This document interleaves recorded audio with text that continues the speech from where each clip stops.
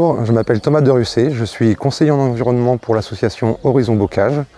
Je vais vous présenter 3 manières de valoriser vos tontes à domicile.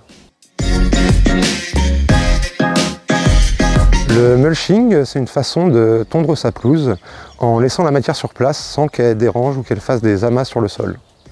Pour réaliser un bon mulching, il faut veiller à faire des tailles courtes et régulières. Petite astuce pour un bon mulching, ça va être de ramasser la première tonte du printemps, qui est souvent beaucoup plus dense et qui est compliquée à mulcher. Le mulching est intéressant parce qu'on n'aura pas de tonte à évacuer de notre jardin. Le produit qui va pouvoir rester sur le sol va servir à nourrir le sol en lui-même et avoir une belle pelouse. Et puis on ne va pas avoir de déchets aux pieds le matin quand on marche dans l'herbe humide.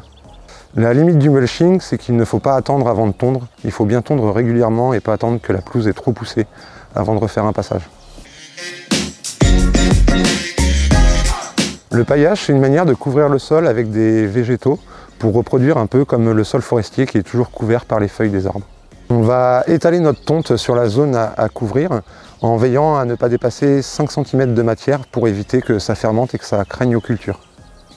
Et puis, si on a plus de matière, on peut également aussi la laisser sécher sur le sol pour pouvoir la récolter plus tard, ce qui permettra d'éviter encore cette fermentation. Garder un sol couvert par du paillage va permettre à la fois de nourrir ce sol, de pouvoir maintenir la fraîcheur et l'humidité, de limiter l'enherbement.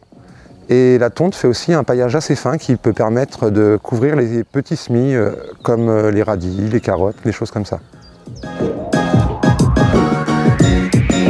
La gestion différenciée des espaces, ça va être une manière d'aménager ces espaces en fonction de là où on va le plus.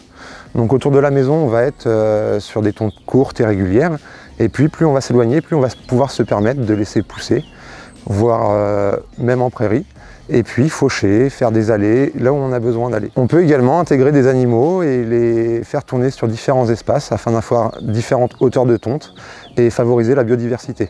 C'est ce qu'on appelle l'éco-pâturage. Grâce à ces 3 méthodes, plus besoin de déposer ces tontes en déchetterie.